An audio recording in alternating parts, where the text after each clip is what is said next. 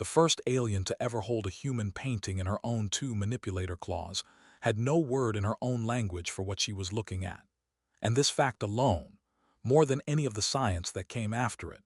is the reason the discovery that follows changed the shape of the galaxy more thoroughly than any war,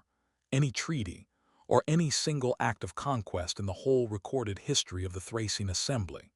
Because the Assembly, in 18,000 years of cataloging every species it had ever encountered,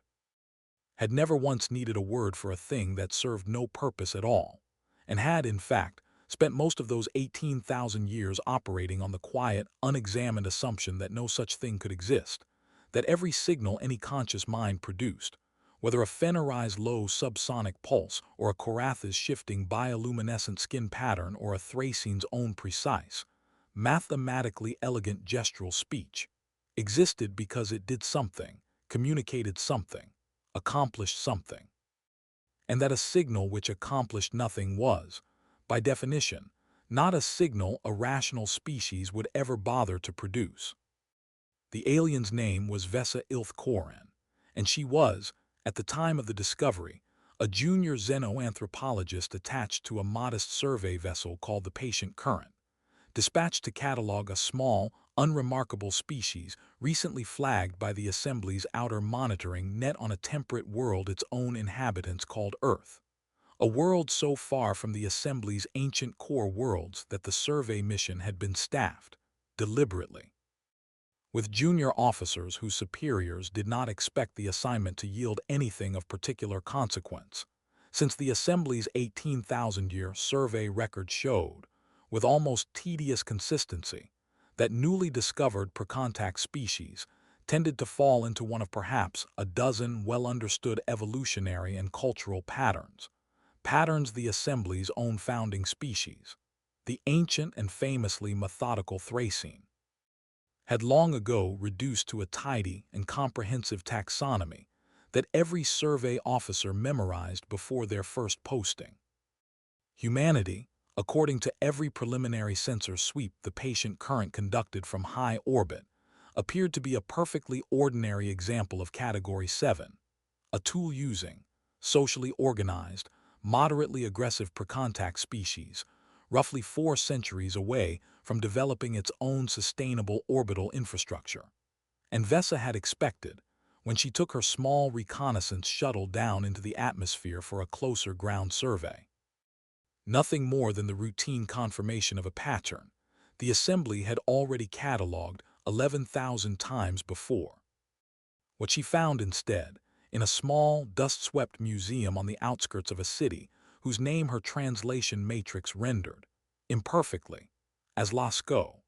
though the actual site she was drawn to by her shuttle's passive sensors lay in a converted gallery some distance from the original caves themselves, was a wall covered in the reproduced images of animals that had not existed on Earth in over 17,000 years, rendered in ochre and charcoal by hands that had been dead for that same 17,000 years, animals rendered with a specific, deliberate attention to the curve of a shoulder and the tension in a running leg that served, so far as Vesa's careful and thorough analysis could determine, absolutely no communicative, instructional, or survival-related function whatsoever. The images did not mark territory. They did not warn of danger. They did not record, in any way her translation matrix could parse, useful information about hunting techniques or seasonal migration patterns that a Thraciene survey officer's own species might have rendered, had it ever needed to render anything at all, in some more efficient and more legible symbolic code. They simply depicted, with an attention to grace and motion, and light that made Vesa's 4 hearts do something she did not, at first, have a word for either, animals that the people who painted them could never have needed to depict for any practical reason, because everyone in that ancient cave already knew exactly what a running horse looked like. The Thraciene themselves were, by every measure the Assembly's own long history could offer, an unusually accomplished people, tall, deliberate beings with 4 articulated limbs ending in precise, many-jointed manipulator claws, and 4 small, steady hearts that Thraciene physiology textbooks described, with the same understated pride that characterized nearly everything Thracian scholars wrote about their own species, as an evolutionary solution to the demands of a long, arduous, and unforgiving evolutionary history. They had built the Assembly's founding charter some 18,000 years before Vessa's own birth, out of the ashes of a brutal early civilizational period their own historians called, without much affection, the Long Winnowing, a span of some 3,000 years during which competing Thracian city-states had refined, through hard and repeated conflict, an entire cultural apparatus built around efficiency, precision, and the elimination of anything that did not serve some clear and demonstrable function. An apparatus that had, in the millennia since, allowed Thracian civilization to expand with remarkable stability across dozens of worlds and to induct one careful and cautious species at a time, 10 other civilizations into the orderly, functional framework of the assembly they had built. Vessa herself had been born on Thrace Prime, the ancient homeworld whose crowded, meticulously organized cities still bore, in their architecture, the visible legacy of the Long Winnowing's hard-won discipline. Every structure built according to precise functional specification, every public space arranged to maximize some clear and measurable civic purpose. And she had entered the Assembly's xenoanthropology corps at a young age, not out of any particular restlessness or dissatisfaction with that ordered life, which she had, by her own later account, never once questioned before her first posting,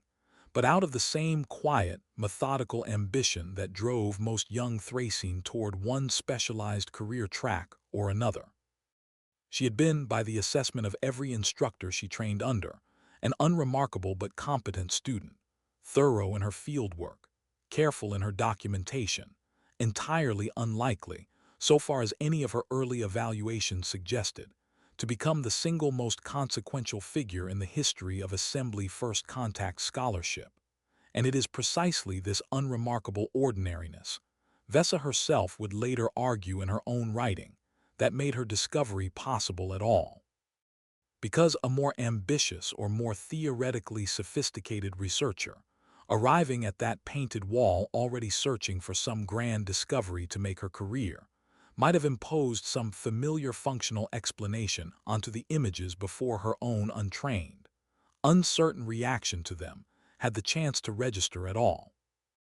Vessa spent 6 hours standing before that reproduced wall before her supervisor, a senior xenoanthropologist named Threicene, who had spent 40 years cataloging precontact species and had grown, in that time, into the particular kind of tired, unshakable expertise that made junior officers reluctant to challenge his conclusions, finally recalled her to the shuttle with a message that read, in its entirety, "Report shows nothing anomalous. Category 7 confirmed. Return to vessel." Vessa did not, in fact, return to the vessel for another 9 hours, because in the intervening time she had done something no Assembly survey officer, so far as the Assembly's own 18,000-year archive could later determine, had ever done before. She had ignored a direct order from a superior officer in order to keep looking at a thing that did nothing at all, because some deep and previously unexamined part of her own mind, a Thracian mind built, like every mind in the Assembly, on 18,000 years of rigorously functional cultural development, had encountered the painted wall of that reproduced cave and had simply, involuntarily, refused to stop looking. It is worth pausing here to explain precisely why this reaction was so extraordinary, because the Assembly's entire civilizational structure, across all 11 of its founding and later inducted species, rested on a principle so foundational that none of those species had ever needed to articulate it as a principle at all, the way no fish articulates the fact of water. Every mind in the Assembly understood communication, expression, and creation as activities that existed entirely in service of some further purpose, whether that purpose was the coordination of a hunt, the transmission of technical knowledge across generations, the establishment of social hierarchy, or the simple, practical necessity of warning a nearby mind of an approaching threat. The Thracian themselves, whose civilization had built the Assembly's founding charter and whose language had become its lingua franca, possessed, in their 18,000-year cultural record, precisely zero examples of any created object, sound, gesture, or symbol whose function could not be traced, with careful analysis, to some clear practical purpose. A fact the Thracian themselves had always regarded not as a limitation, but as evidence of their own civilizational maturity.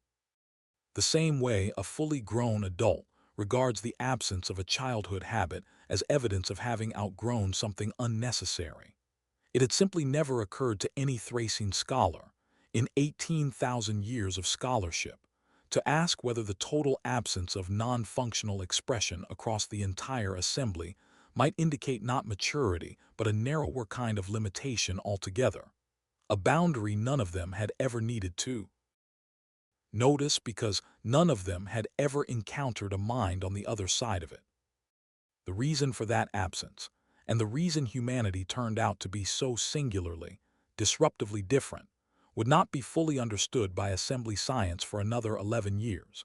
and it would take, in the end, the combined and often contentious efforts of xenobiologists, evolutionary theorists, and a small but increasingly influential cadre of human researchers themselves,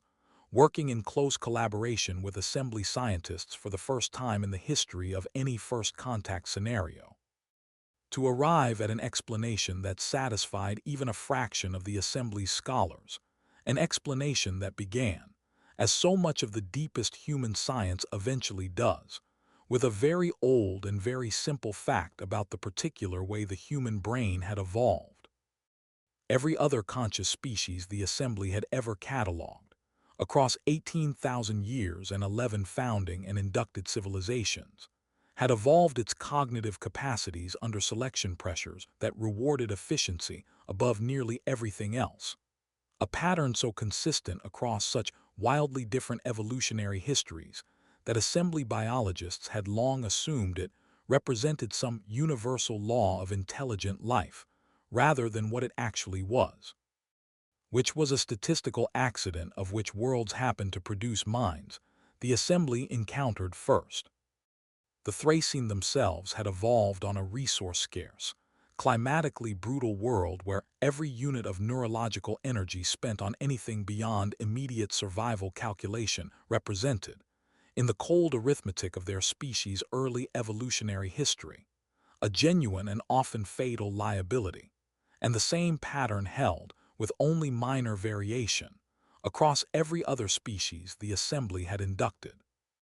Cognitive architectures built, generation after generation, by environments that punished excess and rewarded precision, until entire species arrived at intelligence itself as a narrowly targeted tool rather than as anything resembling a surplus. Humanity's evolutionary history, as the joint human assembly research teams eventually reconstructed it over more than a decade of painstaking comparative study, had followed a strikingly different path, not because Earth was somehow gentler or more forgiving than the worlds that produced the assembly's other species, since by every measure available Earth's own evolutionary pressures had been every bit as brutal and unforgiving as any world the assembly had ever catalogued,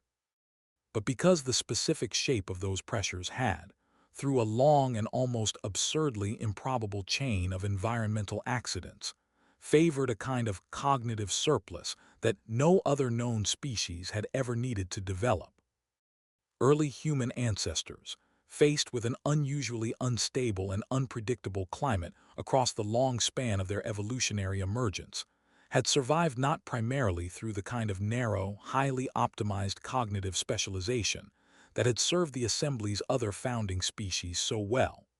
but through a broader, more flexible, and considerably more expensive kind of general intelligence, a mind built to model not just the immediate,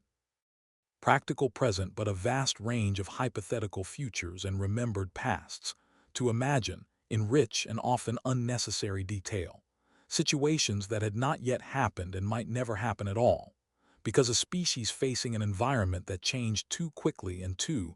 unpredictably for narrow specialization to keep pace, could only survive, across enough generations, by evolving minds general enough to improvise against threats no ancestor had ever specifically encountered before. That same general, improvisational, richly imaginative cognitive architecture evolved originally to model unpredictable futures and rehearse untested strategies. Turned out, once secured food supplies and stable social structures reduced the immediate pressure of constant crisis to produce an almost unavoidable byproduct. A mind with substantial spare capacity. A mind that continued running its elaborate modeling and imagining processes even in moments of complete safety, because the underlying architecture had never evolved an off switch for imagination, the way more narrowly specialized minds had never needed to evolve an on switch for it in the first place. Human minds, in short, could not simply stop imagining, could not simply stop modeling meaning onto the world around them, even when no immediate practical purpose demanded it. And it was this specific, evolutionarily accidental surplus, this mind built for imagining more than it strictly needed to survive, that the joint research teams eventually identified as the single, irreducible root of everything the assembly would come to call.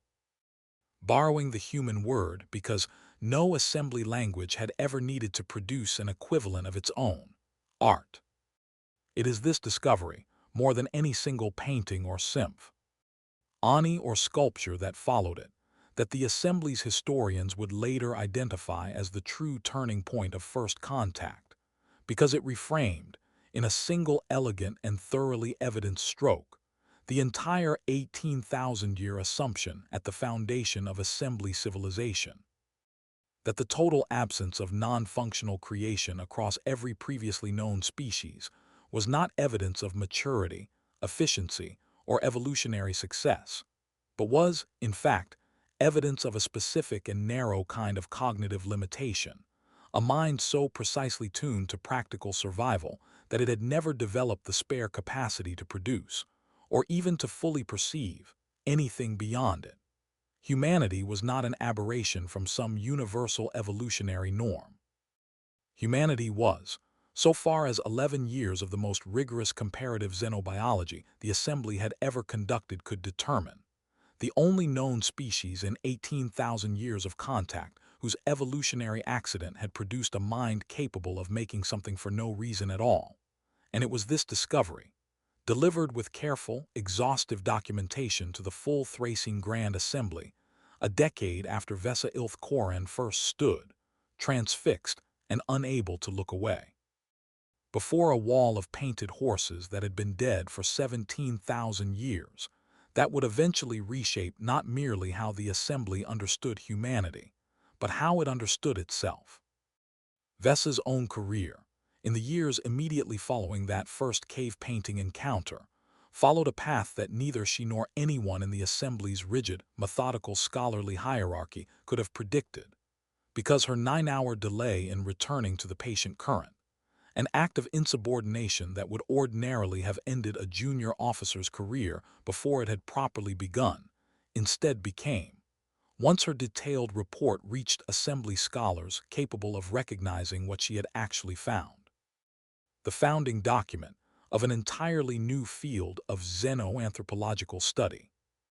Threll Assavanter, her supervisor, whose initial dismissal of her report as showing nothing anomalous, would follow him, in the gently mocking way such things follow senior scholars, for the rest of his long career, eventually became one of the field's most passionate advocates, a conversion he attributed in later interviews to the specific moment Vesa had finally convinced him to stand before the same reproduced wall of painted horses and simply wait, without analyzing, without cataloging, without searching for the practical function his entire scholarly training told him must be hiding somewhere in the image, to see whether anything happened in his own mind at all, and the fact that something did happen, a slow, uncomfortable, entirely unfamiliar sensation his own language had no ready word for, became, in his own account, the single most disorienting experience of his 40-year career. The initial human response to the assembly's fascination with what humans considered a perfectly ordinary and universal part of their own experience was, in its own way, equally disorienting, because it took the joint research teams a considerable amount of time to help their assembly counterparts understand that art, so far as humans understood the term at all, was not some rare or specialized activity practiced by an elite caste of unusually gifted individuals, but was instead so pervasive across every known human culture, from the oldest archaeological records to the present day, that it had never occurred to any human civilization to treat its existence as something requiring explanation, any more than a human civilization might feel compelled to explain why its members breathed. Every human culture the Assembly's researchers eventually cataloged, without a single documented exception across thousands of years of archaeological and anthropological record, produced music, produced decorative and representational imagery, produced rhythmic and patterned language in forms that served no informational purpose beyond the specific pleasure or meaning the pattern itself provided, and produced these things not as luxuries reserved for moments of abundance and safety, but frequently in the very midst of the most extreme deprivation and danger a human society could endure, a pattern the Assembly's researchers found, initially, almost impossible to reconcile with their own deeply held assumption that non-functional creation, if it existed at all, must represent some kind of surplus behavior only affordable once more urgent survival needs had been met. It was a human historian named Dr. Kwame Osai, no relation to Vessa's later assembly colleague of a similar-sounding name, despite the frequent confusion this caused in early joint publications, who first presented to a skeptical panel of assembly researchers the specific historical evidence that would eventually overturn this assumption entirely. Detailed accounts, drawn from human archives spanning NG famines, wars, imprisonments, and the very darkest chapters of human history, of art produced not despite extreme deprivation, but seemingly because of it, prisoners in the most brutal conditions humanity had ever inflicted on itself, composing poetry on scraps of stolen paper at considerable personal risk. Survivors of catastrophic loss carving small figures from whatever material came to hand in the immediate aftermath of disasters that had taken everything else they owned. Children in refugee camps drawing pictures on any available surface within days of losing their homes. A pattern so consistent and so thoroughly documented across human history that Dr. Osai's presentation, rather than resolving the assembly panel's confusion, initially deepened it considerably, because it suggested something the Assembly's entire functional worldview found almost impossible to process: that for humans, the making of something with no practical survival function was not a luxury contingent on safety at all, but was instead, in some deep and evolutionarily rooted sense, itself a survival function, a mechanism through which an overwhelmed and otherwise unmanageable feeling could be given a shape outside the mind that could no longer safely hold it alone. This insight, once the Assembly's researchers finally absorbed its full implications, produced a second, and in some ways even more disruptive realization: that the surplus cognitive capacity underlying human art was not, as the initial evolutionary explanation might have suggested, a kind of accidental waste product incidentally generated by a mind built for something else entirely, but was instead functioning in humans as an essential regulatory mechanism for processing the very cognitive richness that made humans so unusually capable of imagining futures, empathizing with others, and improvising solution to unprecedented problems in the first place. A mind rich enough to model countless unrealized possibilities, to feel keenly for beings entirely unlike itself, to hold in constant, restless motion a vast internal landscape of memory and anticipation and meaning, was a mind that needed, the researchers came to understand, some outlet for the sheer accumulated weight of everything it could imagine and feel. And art, in every one of its countless human forms, functioned as precisely that outlet. a means of externalizing an internal excess that no other known species had ever needed to externalize, because no other known species had ever generated that particular kind of excess in the first place. The joint research effort that eventually produced this explanation was, in its early years, a considerably more contentious undertaking than later, tidier accounts of the discovery tend to suggest, because human and assembly researchers approached the entire question from starting assumptions so different that the two groups spent the better part of their first 2 years of collaboration simply arguing about which questions were even worth asking. Assembly biologists, trained across 18,000 years of a scholarly tradition that treated efficiency as the self-evident measure of evolutionary success, initially approached the puzzle of human art as a kind of anomaly to be explained away, a curious but ultimately marginal byproduct of some deeper and more properly functional cognitive trait that had simply not yet been identified. And it took the patient, sometimes exasperated efforts of the human researchers on the joint team. Evolutionary psychologists and cognitive scientists who had spent their own careers studying the specific shape of the human mind long before any assembly ship had ever entered Earth's solar system, to convince their assembly counterparts that the surplus itself, rather than some hidden function underlying it, was the discovery that actually mattered. Dr. Osai's own doctoral research, conducted years before first contact and largely unread outside a narrow circle of human academic specialists, until assembly interest suddenly made it one of the most cited texts in two civilizations at once, had already laid out much of the theoretical groundwork the joint team would eventually rely on, describing what Dr. Osai termed, in his original human language publication, the cognitive surplus hypothesis. The proposal that human intelligence had evolved under conditions so variable and so unpredictable that no narrow, purpose-built cognitive specialization could have reliably kept pace with the rate of environmental change, forcing early human ancestors instead toward a broader, more general, and considerably more metabolically expensive form of intelligence, one capable of modeling an enormous range of hypothetical scenarios, social relationships, and potential futures that had no immediate bearing on any single, currently pressing survival problem. Dr. Osai's original research had focused primarily on human problem-solving and social cognition, and it was only in his later collaboration with assembly biologists, faced for the first time with an audience of researchers from species whose own evolutionary histories had followed an entirely different path, that he fully grasped the significance of the corollary his own theory implied. That a mind built to model so much more than it strictly needed would inevitably, in moments when no immediate practical problem occupied its attention, continue running that same rich, elaborate modeling process anyway, producing thoughts, images, and associations that served no function beyond the simple fact of the mind's own continued, restless operation, a mind that could not, in any meaningful sense,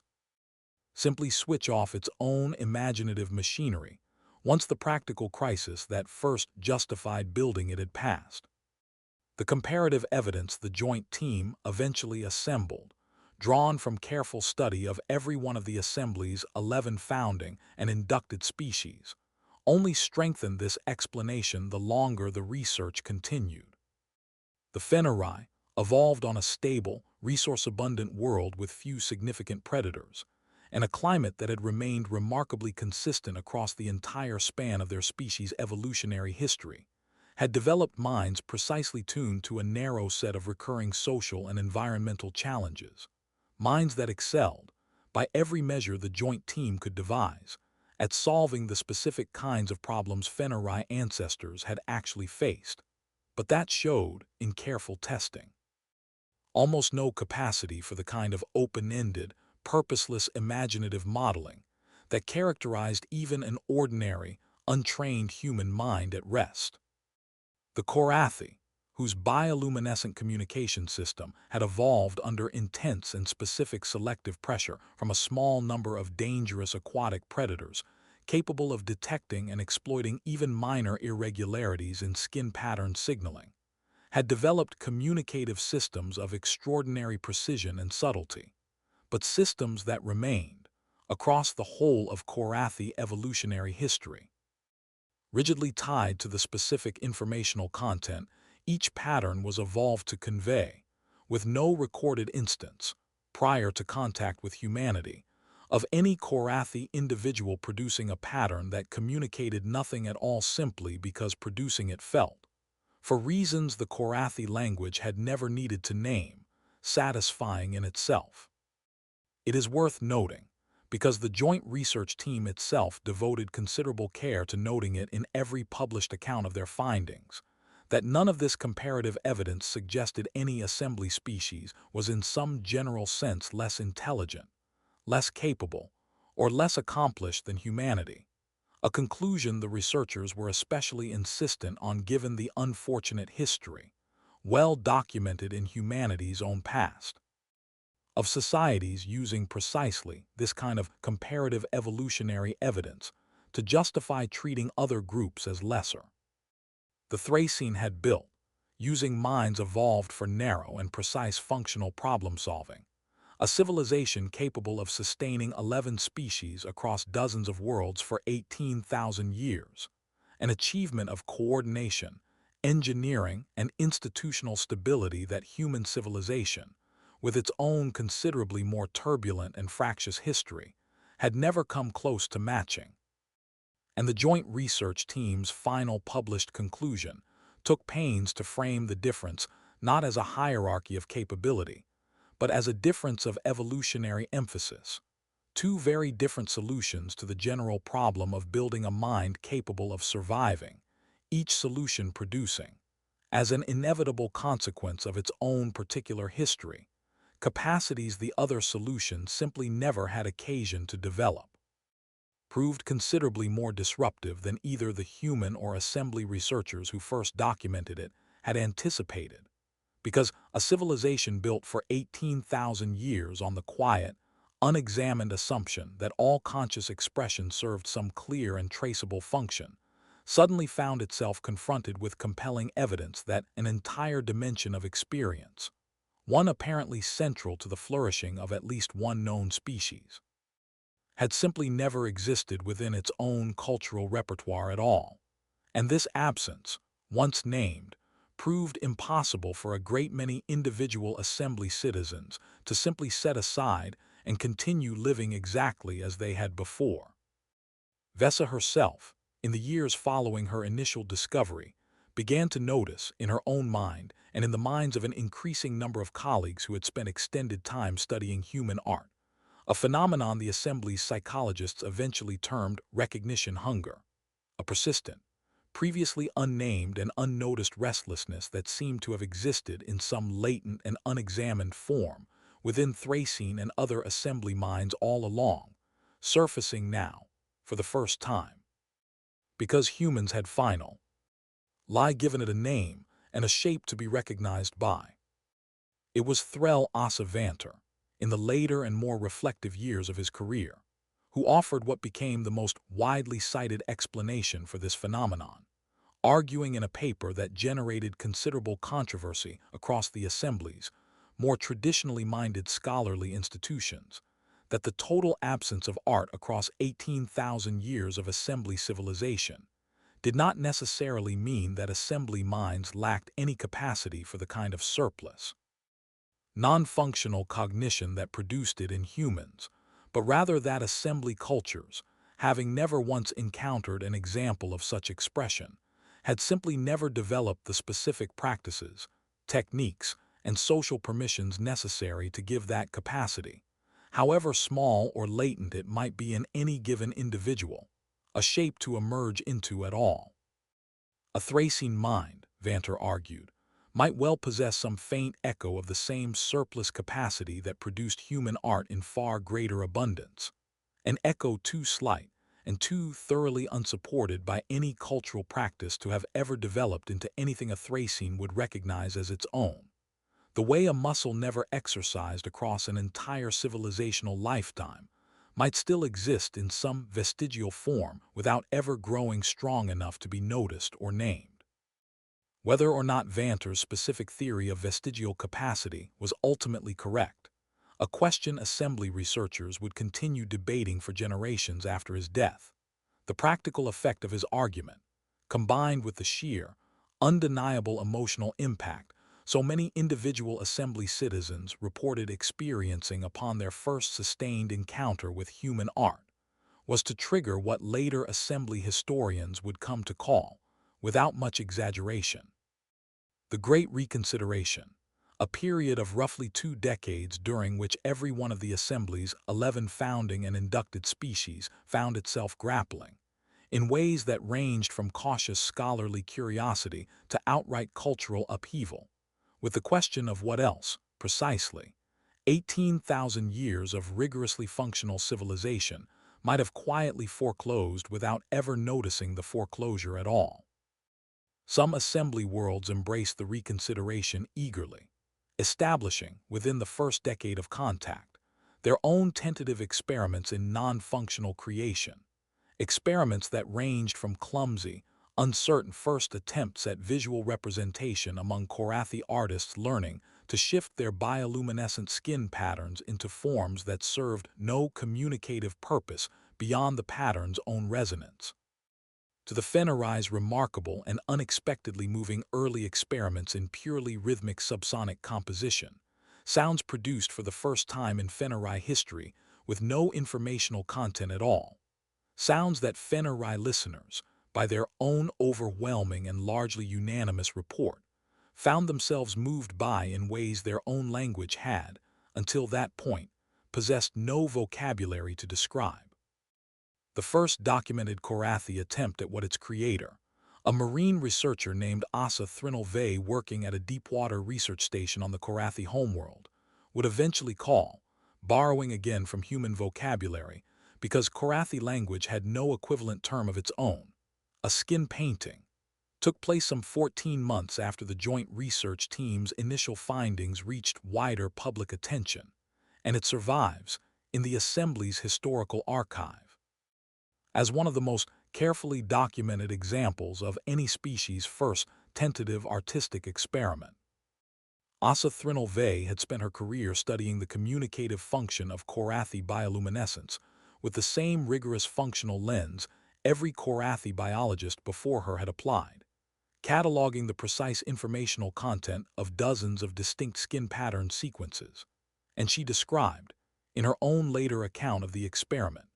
a specific and disorienting moment during a routine study of predator warning patterns when she found herself producing,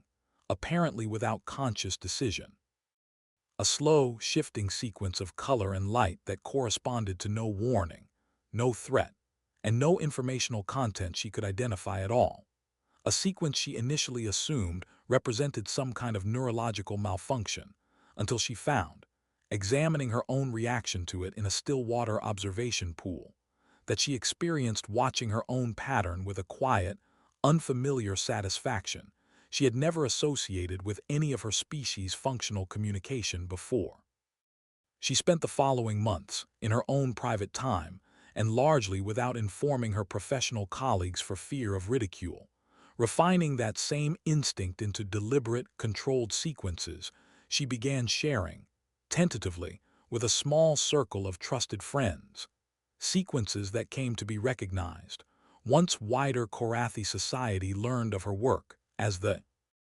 founding examples of an entire new Korathi artistic tradition that within a generation had produced its own distinct schools, techniques, and passionately debated aesthetic movements,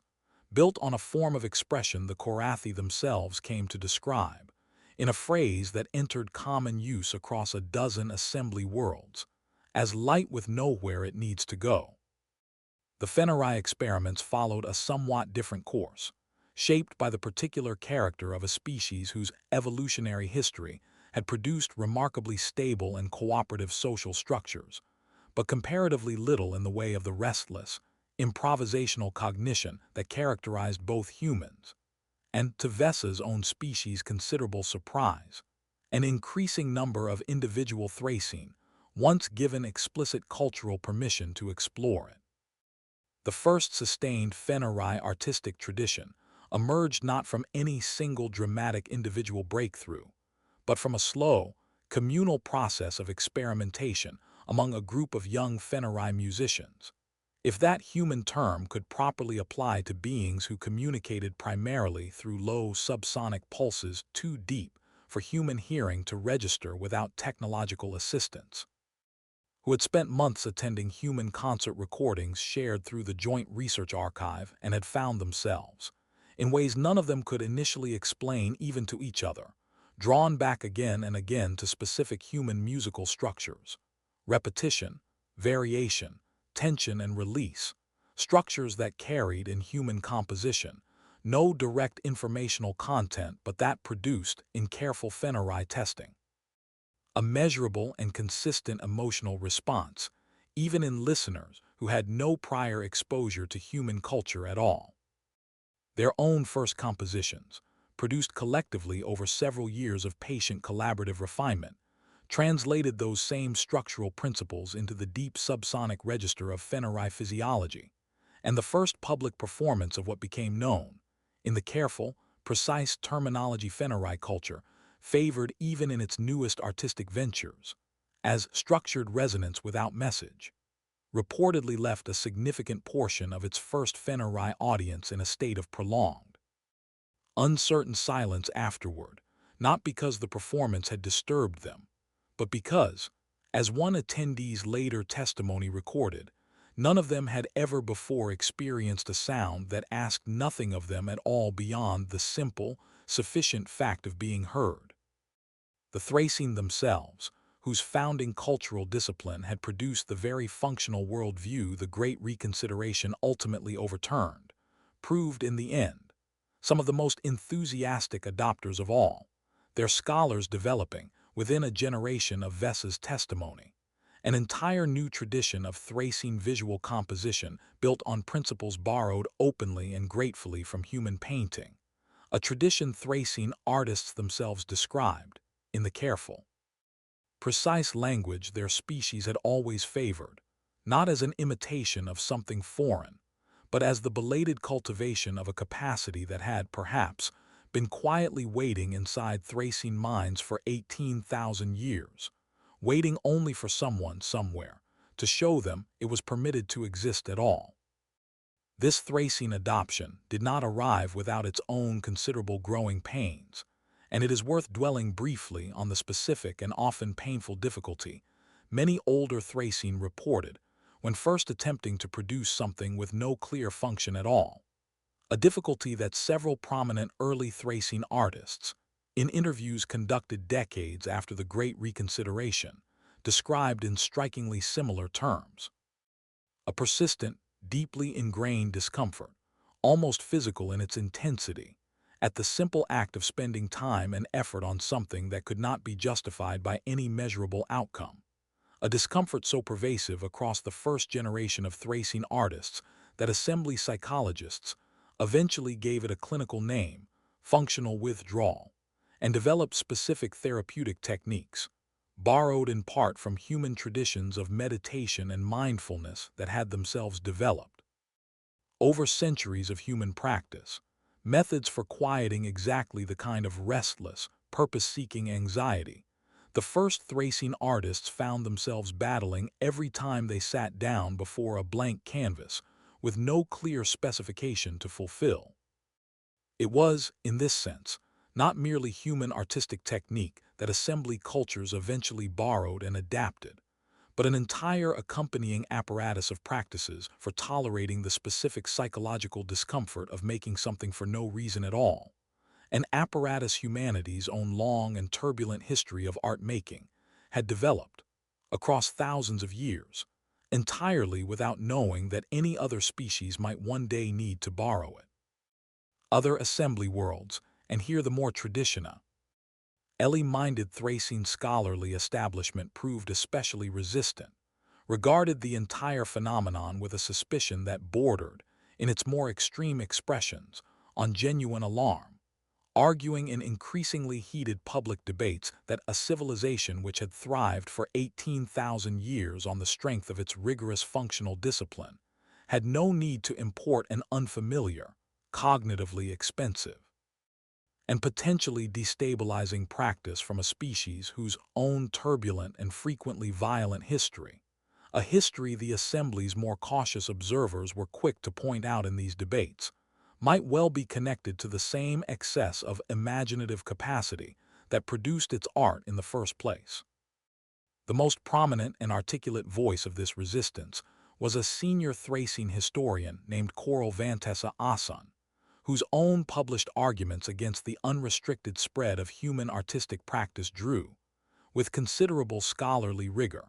on precisely the same comparative evolutionary evidence the joint research team had assembled, though she interpreted that evidence toward a very different conclusion. Humanity's own historical record, Coral argued before a series of increasingly well-attended public forums across Thrace Prime, showed a species whose surplus imaginative capacity had produced not only painted horses and carved birds, but also,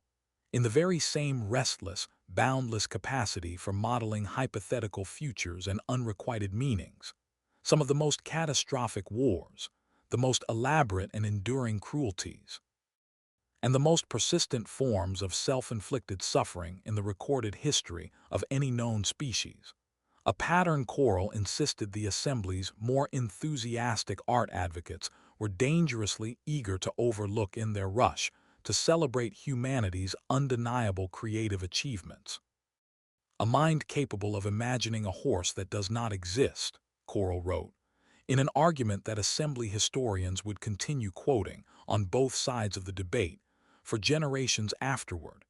is a mind equally capable of imagining an enemy that does not exist, a grievance that does not exist, a threat that does not exist, and our own 18,000 years of stability were built, whether we have properly understood this until now or not, on the specific and considerable advantage of never having needed to guard against a mind so richly, dangerously capable of imagining what is not there. It was a difficult argument to dismiss, not least because the human researchers on the joint team, Dr. Osei prominent among them, largely agreed that Coral had identified something real and important about the specific risks bound up with the same cognitive surplus that produced human art, risks that human history documented with the same thoroughness as its artistic achievements, and it is this genuine, unresolved tension, present in every serious account of the Great Reconsideration, rather than smoothed away in favor of a simpler triumphant narrative, that later Assembly historians would identify as the true reason the debate grew so heated and lasted so long, because neither side was arguing from ignorance or bad faith. Both sides were looking at the same evidence, the same undeniable fact of a mind rich enough to produce both a painted cave wall and a burned city from the very same overflowing well of imagination, and reaching, from that shared evidence, two conclusions that could not both be fully correct at once. It was in the midst of this heated and often genuinely painful public debate, a debate that at its height threatened to split the Thracian Grand Assembly along lines more bitter than any political disagreement in living memory, that the events which would ultimately settle the question, at least so far as any single event could settle a question this large, finally unfolded, in a session of the Grand Assembly convened specifically to determine whether human art should be formally classified, under Assembly law, as a cultural export subject to import restriction on the grounds of potential psychological instability, a classification that would have effectively barred the further spread of human artistic practice across Assembly worlds entirely. Vesa Ilth Koran, by this point a senior xenoanthropologist in her own right, and one of the Assembly's most respected authorities on human cognitive and cultural development, was called to testify before the full Grand Assembly on the question, and it is her testimony, more than any single piece of evidence presented by either side of the debate, that Assembly historians now credit with resolving the Great Reconsideration in favor of the more open and curious response that ultimately prevailed. Rather than presenting further data, further comparative studies, further careful documentation of human art's cultural ubiquity or its evolutionary origins, all of which had already been presented at exhausting length by both sides of the preceding deb.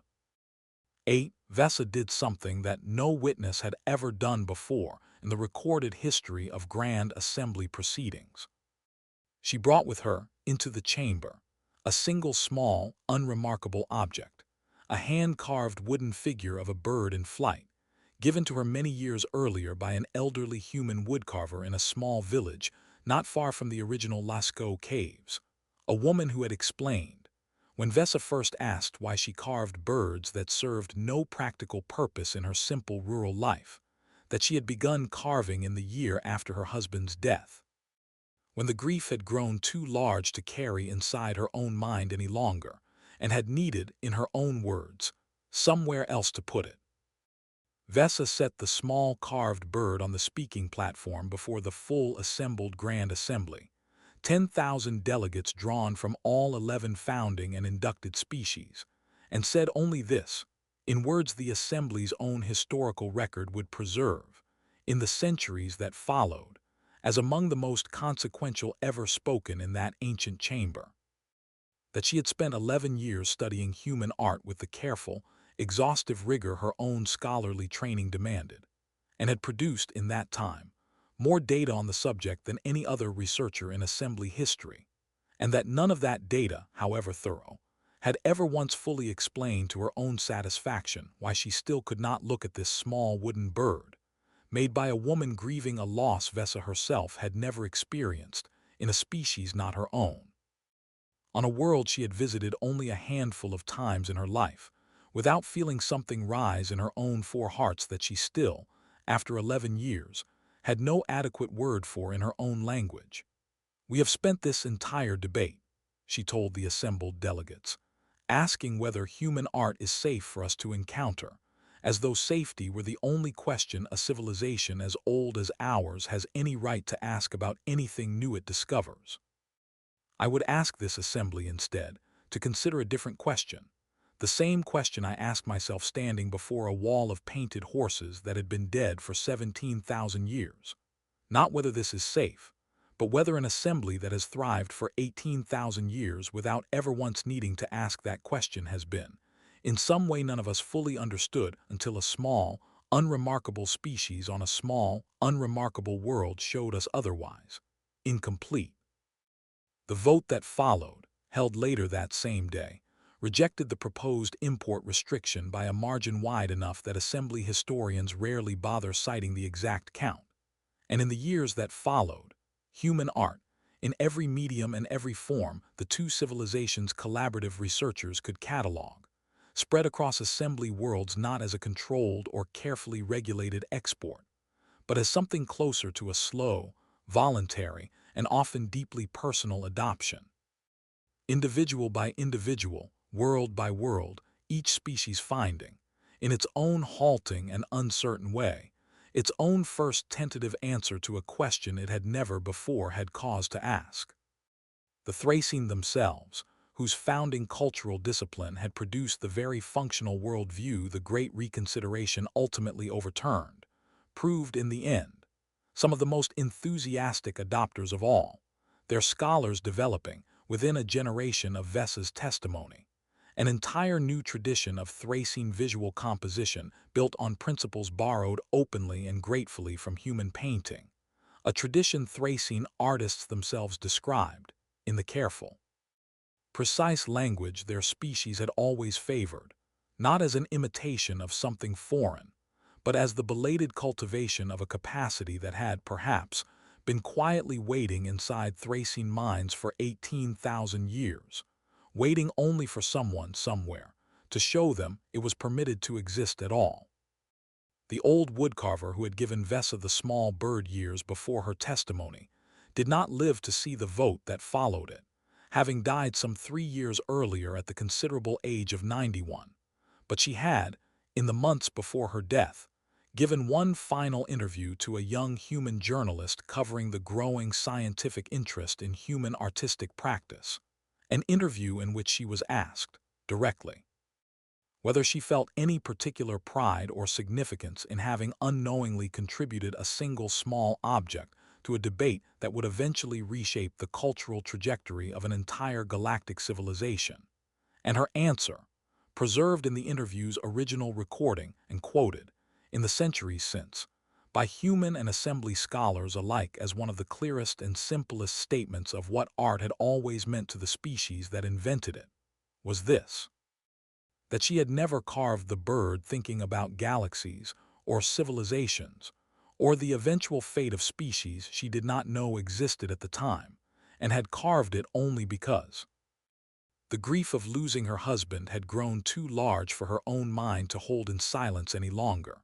and she had needed, as every human who has ever made anything has needed, in one form or another, across the whole long and largely unrecorded span of human history, somewhere else to put it. It is this detail, more than any of the science that followed it, that later became the single most cited fact in every account of humanity's first contact with the Threicene Assembly, because it captured something the 11 years of careful comparative research, for all its rigor, had never quite managed to state so simply: that humanity had not become the only known species to create art because it was somehow more advanced, or more civilized, or in any straightforward sense superior to the 11 ancient and accomplished species that made up the assembly it eventually joined, but because a long chain of evolutionary accidents, stretching back across hundreds of thousands of years of an unstable and unpredictable ancestral environment, had given humans a mind too rich, too generative, and too full of unrequired imagination to survive on function alone, a mind that needed, in every generation and in every circumstance from the deepest abundance to the most brutal deprivation, somewhere else to put what it could not hold in silence, and had found that somewhere, again and again, in the shape of a painted horse, a carved bird, a sung note, a written line, offered to no one in particular and to everyone at once, for no reason beyond the plain, quiet, and ultimately galaxy-altering fact that it needed to exist. In the centuries since the Great Reconsideration, the small wooden bird Vesa Ilth Koran carried into the Grand Assembly Chamber has remained, at her own explicit and repeated request, not in any museum or archive of galactic significance, but in the same small rural village near the original Lascaux caves where it was carved, resting now in a modest glass case in the same converted gallery where Vesa first stood, transfixed, before a wall of painted horses 17,000 years dead. And it has become tradition, among the many assembly citizens of a dozen species who now make the long pilgrimage to that small human village specifically to see it, to bring with them some small attempt at their own species' first tentative artistic practice, a Korathi visitor's carefully composed skin pattern captured in still image, a Fenari traveler's recorded fragment of purely rhythmic subsonic sound, a young Thracian student's first uncertain painting, and to leave it for a while beside the small carved bird that started everything, not because any of these later, more studied attempts could ever fully match what one grieving woman had made from nothing but a piece of wood and a sorrow too large to carry alone, but because every visitor who makes that pilgrimage understands, by the time they arrive, exactly what they are there to honor. Not the art itself in the end, but the plain, universal, and finally galaxy-spanning truth the art had always quietly pointed toward, that any mind rich enough to imagine a grief that large will eventually need, whatever species it belongs to and whatever world it calls home, somewhere else to put it, and that the whole long, strange, and ultimately transformative history of first contact between humanity and the Threicene Assembly began, in the end, not with a weapon or a treaty, or a declaration of any kind, but with the simple, undeniable fact that one small alien woman, standing before a wall of painted horses, found that she could not make herself stop looking,